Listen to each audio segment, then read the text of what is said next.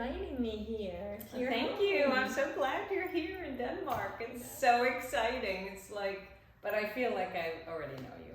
It's been Yeah, I mean, from the you very know, beginning. yeah, and I think that's really amazing when you can meet people online and feel as if you've known them forever, and that's really wonderful and special. So I thank you for being here. I'm so excited. Yeah.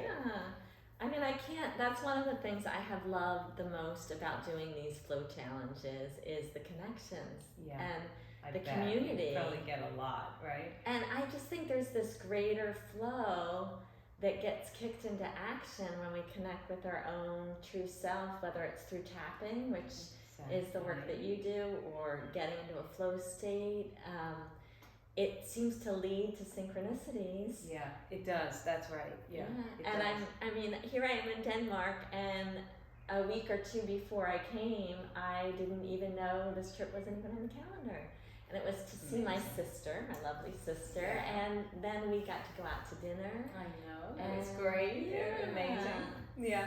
So, I mean, it's just after we were out to dinner, I got to thinking that there are just so many similarities in how we got into the work we do, what we love about the work that we do, the experiences of the clients, and it just seems like there's a lot of synergies in that as well as our friendship. Yeah. So how did you get, I guess I know I shared with you about tapping, but how did you get into flow? You know, for years I had studied all different types of energy work and coaching and had done them professionally for a while.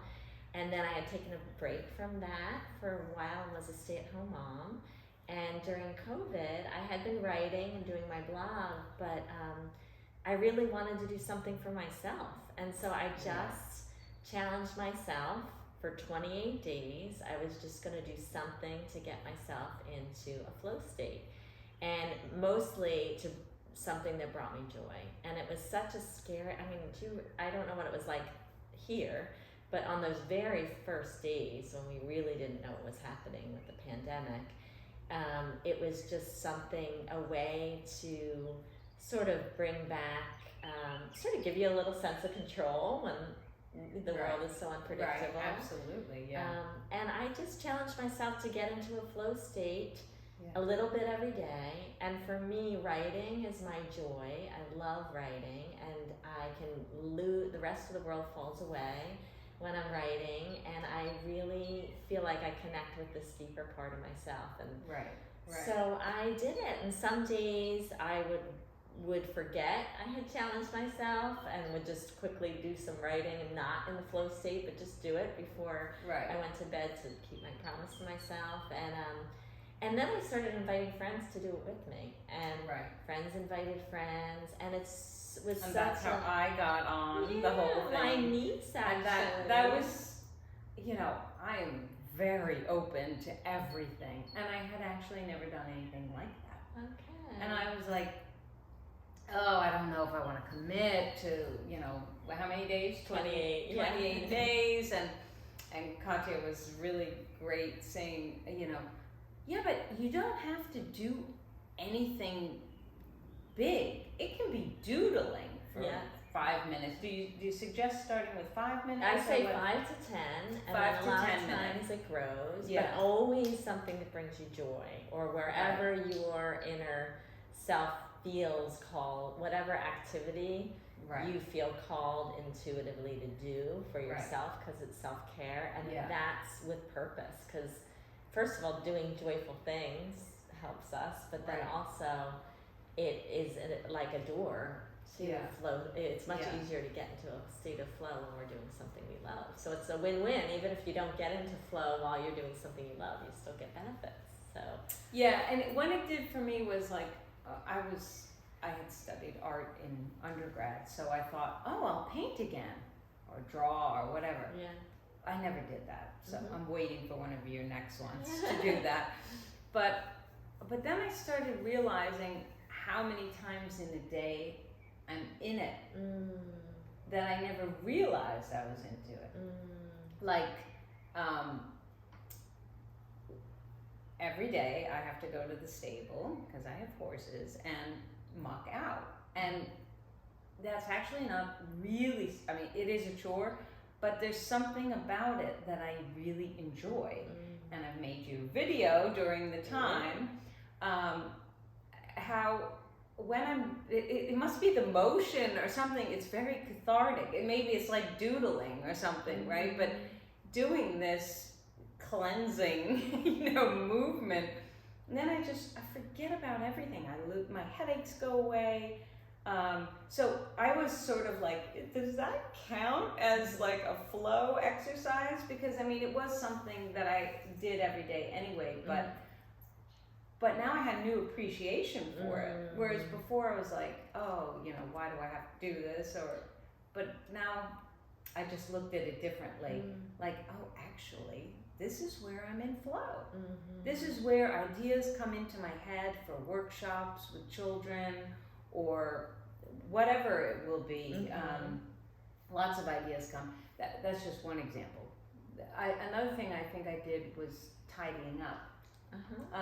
And I know, again, maybe that's not, losing myself enough, but it was making something that can sometimes be very mundane seem very purposeful in a different way. And I can also get really lost in the process of tidying up and cleaning up, and I'm not a neat freak at all. So it's something I kind of, changing that perspective that I'm actually doing this for myself and to get in this flow state. And then, as I made many videos about the children getting into flow, and I could see how quickly they would. And we've talked about that in another video. But that's what I love, though. It can become a way of life, and that's sort of how the similarities between what we do. It's a way to weave it into every day. It can, my husband and I and our kids, we drove across country. I live in the U.S. And back again this last summer, and I interviewed people along the way of what gets them into flow. Oh, that's fantastic. When you were saying this, one of the women who was working in a gift shop at the national park in Bryce Canyon, I think it was, she said exactly what you said. I said, do you ever have the time when just, you lose track of time and you're so into your activity and you're so present and you just, feel this joy and she said, cleaning the store. She said, my favorite part of my job is organizing the store and folding the shirts. And she said, I just totally get into a state of flow. She's like, I know exactly what you mean. So, I mean, it can be obviously. Okay, so it can be that. Yeah, I know. I would like to get back into drawing again. So I do have that on my wish list, because that feels really great. One of our friends has an Easter party almost every year, and we paint eggs. And it's like the only time where I'm like allowed to paint, and I sit there with watercolors on this egg, and I spend 2 to 3 hours on it at the party. And I'm allowed to. I'm allowed to go, and I love that. And it's a shame I only do it once a year. So it's such a wonderful reminder about how we need to consciously get out of our heads and get into something else. It's like a conscious decision to do something that makes us forget about our thoughts, which is kind of funny,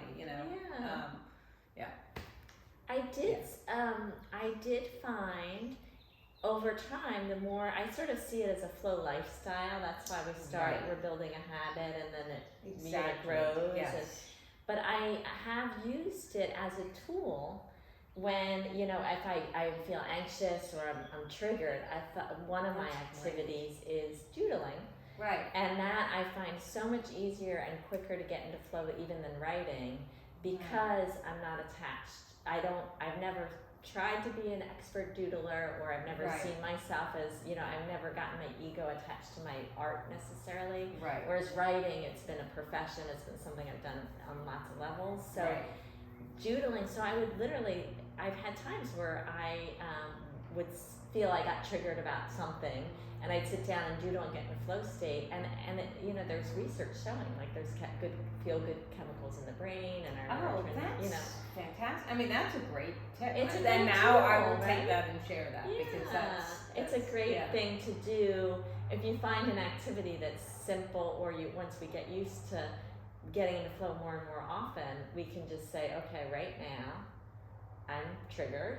Right. So I'm just going to organize, or I'm going to straighten my kitchen and do my best to get into flow, you know, which is basically just focusing is the first step of flow. That's it. Is it's just focusing and blocking out distractions and getting us playing games with our minds, you know, whatever it is that keeps us really engaged, and like a little bit of challenge, but not too much challenge that we get frustrated and then we're not in flow. But if it's too easy, anything that's, I think even if it's too easy, you can find a way to make it fun and get into flow, you know, but you have to work on it, you know, to keep yourself engaged. But that's where tapping's the same way, where you can get triggered and find yourself triggered, and then it's similar. It's like these tools. And I really like the combination, because tapping you use like, you know, as your body is reacting, right? So if you're angry, or if you're sad, or I have told you the story the other night about how I got into tapping, and that was when I had to do a driver's test, and it was for a horse trailer, so I was older, failed. Suddenly didn't know how to drive again, and failed miserably, and the police officer told me to get a hold of myself. I was crying, I was like shaking even after he left, and you know, we got rid of the trailer. I was just, you know, my whole body, I was shaking, my heart was pounding, and all these physical reactions. That's where tapping comes in really great there, right? Because I could immediately, well, at that point I didn't know about tapping. So I went home and I thought, how am I going to pass this test when I'm physically like outside of myself? Like, I don't know who that was in the car. And what am I going to do with that person that has to take this test, because I need that license? So I started Googling, and then I saw something about tapping for taking a driver's test, and then I just tried it. And then I went like the next week, I practiced more, but I went, and then it was the same tester who walks in, and I'm like, oh my God, talking about triggered. And I was like, oh, actually my heart, because I had tapped on, even though my heart is pounding, even though I have this pounding, nervous feeling in my heart, I love and accept myself, is what tapping looks like. And so when I saw him, I was so happy that my heart felt calm, and my head was the other one. So I felt actually pretty good about it. I'm like, oh yeah, I got this. And then he gets to the car and he says, oh, actually I just forgot a pen, I'll be right back. And he goes to get the pen, and as he's walking away, my legs start shaking, totally shaking. And I'm like, I didn't tap on my legs. So I quickly said, even though I have this nervous shaking in my legs, I love and accept myself. This nervous shaking feeling in my legs, I love and accept myself. Even though I have this feeling, I love and accept myself. And I just did it for the time it took for him to get the pen and come back. And when we got back in the car, you know, I had stopped tapping, and I was like, it had stopped. And then I drove out and I passed without these body reactions, you know. I mean, of course I wasn't like totally relaxed, because, you know, I knew I had failed before, but my body wasn't acting traumatized like it did the other times. And I don't even know what happened. You know, a lot of times these reactions remind us of something from the past, but I actually can't think of, you know, I'm sure there was some terrible teacher who, you know, made me very nervous or whatever when I was little. I mean, I can't remember exactly. And it's okay, because it's not about blame. right? Yeah. It's just about acknowledging what's going on with you. And that's why I love tapping so much, because it frees you of blame, shame, guilt, and only looking inside yourself. If your body is reacting, look inside yourself. Because a lot of people say, you make me feel that way. Well, no, it's actually, maybe that is what triggered me, but it's actually me who made it's a learned response. Get upset, right? Like, yes, I have believed that I should be scared in this situation until I look inside myself, love and accept myself, no matter what's happening, accept it, and then be able to show up not believing that I have any reason to be nervous, right? So no matter what that officer did, if my belief system of myself was different, I would react differently, and I would respond rather than react, and that's the whole point of tapping. That's for me. That's how I sum it up in a nutshell. Like, why do you tap? Why do you tap? Yeah, and tap so that I can respond in situations as opposed to react. Yeah. I absolutely love this for so many reasons, but one is in flow. First of all, in these groups, I have learned so much from the people participating in these groups, and one of the I will say, hands down, that the number one block to flow is some sort of belief about I'm not okay, or I should be, it should look this way, or it comes up time and time again, which is what I love about this community and the Zoom calls and all of the, because I'm learning so much, and that's where there's such a connection between we need tools to really work with ourselves with self-compassion and acceptance, and it's a lifelong, we all have it.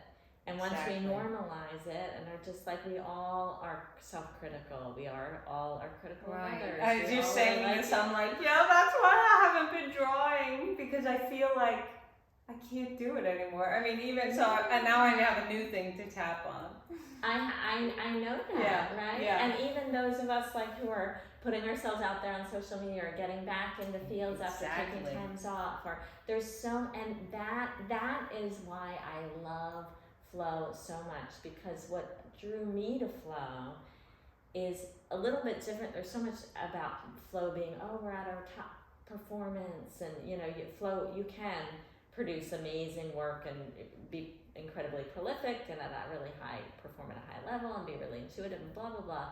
But for me, it's one of the qualities of flow is egolessness, where we're so engrossed in what we're doing that we lose that part. We kind of disconnect temporarily from that part of our brain that's aware of others, so we're not self-conscious. We lose track of time. We lose track of time. We're not thinking, well, am I doing this right? What are they thinking of me? Yeah. Is it? And that's why I always say there's no right or wrong. Right. It's all about how we feel when we do it. It's not what we're producing. Yeah. And that is what tapping gives us too, right? It's that's why I love the what is the script? It's accept even though I feel whatever. Yes. I love and accept myself. Yeah. And I mean, you could even that could even be a great mantra as people are trying to get into flow. Yes. If they feel blocked, or they're like, this is just not a good day to do my flow activity, or I'm too distracted by XYZ, but then instantly sometimes we may or may not, judge ourselves for being distracted, or we may or may not judge someone else for distracting us, and then judge ourselves for judging them. So there's so many. It's just about accepting everything as it comes, right? Like, even though I feel uninspired, that's a big one. That especially for creative people, you can get blocked and feel uninspired or whatever, and just accept whatever's coming. Yeah, I'll think about what I'm gonna tap on. There's a few things, but yeah. And there's a secret. There's sort of a way to do it just on your fingertips. You were telling. Oh yes, I love this. And I always forget to share it, but it's so simple because it's always in your pocket. This self-love tool, and you just tap on the sides of each finger, just on the side, on the top, and then you just say. So I've done this, when I was. I think I recently tell you this, that I did it when I was in the car.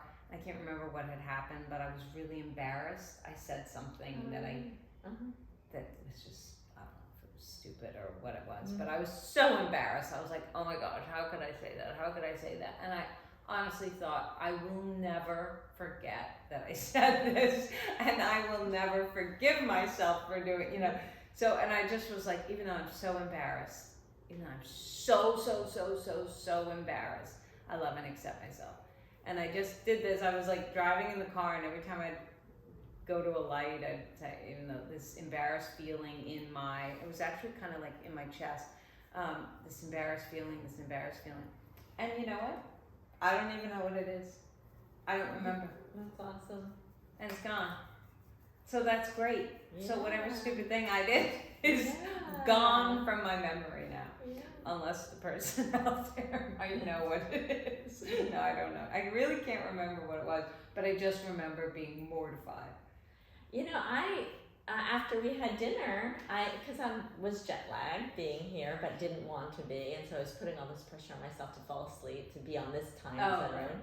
And I was really uncomfortable. I forget whether it was a neck pain or something. So for me, it started more physical rather than emotional. And so I was thinking, okay, what is this about? What emotion is this about? And then I was like, okay, even though I have, I'm uncomfortable, whatever my physical symptom was, I love and accept myself. And then I was like, what emotion would that be? And I was coming up with all these different emotions that just weren't feeling right. And then it suddenly came to me, I'm like, I'm exhausted. Like I had been like, and so then I was like, well, I know that's not really an emotion, but I'm going to go with it. Sure, and it's so a feeling. And I was like, even though I'm so exhausted, because I was really putting a lot of pressure on myself, knowing I'm only here for a week, I need to be on this time zone, I need to sleep, And I was like, even though I'm exhausted, I love and accept myself. And I fell in such a deep sleep. It was after I woke up in the morning to call my kids, because morning here is night there, and my husband, and I had those calls, and I was like, I'm still so tired. And so I did the tapping, and I fell asleep for 5 hours straight, like so peaceful. That's amazing. I know, it is. It's amazing. I was doing for over a year, I did Tuesday Clubhouse tapping, right? Introduction to tapping. And I did it with a lady from California.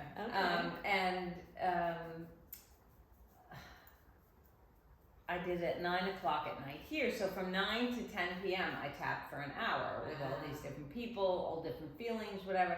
And every Tuesday night I just slept so well. I'm a pretty good sleeper, but I exceptionally fall asleep. It's like you've just cleared all this stuff out and you can just relax. Yeah, it's good. It's very good for sleeping. Yeah. Wow, this is so fun. Yeah, I'm so happy you could come, and we can do more. Yeah, definitely. This is the beauty of online life, right? Just how we met is how we will continue to know each other. And that's the thing. It's like you just sort of follow what feels right to you. And I feel like both of these practices, the egolessness is sort of connecting with the true self, or like there is this part within each of us that is peaceful. That's right. Even when we're triggered and calm, and is completely able to hold whatever comes up for us, and that's in us. So it's not like the tapping, it's not flow, it's not learning the different techniques, but it's really, these are just two of many, many ways to access this energy within us. And Yeah. so, and I feel like the more we do find our own unique ways to do that, the more these kind of connections happen, right? I know, And whether it's amazing. Yeah. online, I or know. someone thinks to mention a friend to a friend, or, you know, Yeah, it's just, connections, right? yeah, It's that just- we all are connected, and once we are open to it, then we become even more connected, right? There's more Yeah. people to connect with. yeah. Yeah, it's great. But So, thank you. Thank you. Thanks for having me over. This was really fun.